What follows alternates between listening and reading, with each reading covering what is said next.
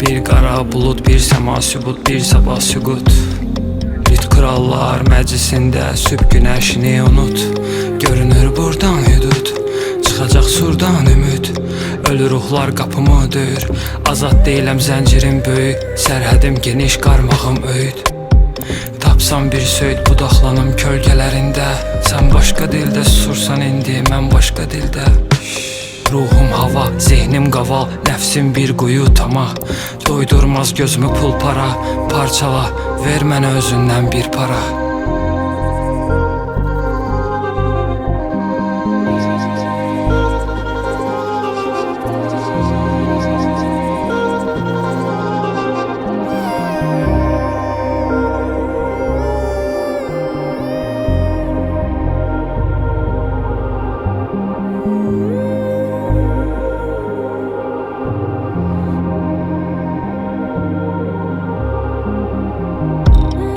Bilirsən bura Tanrıdan dua, mənadan sual etdiyim yerdir.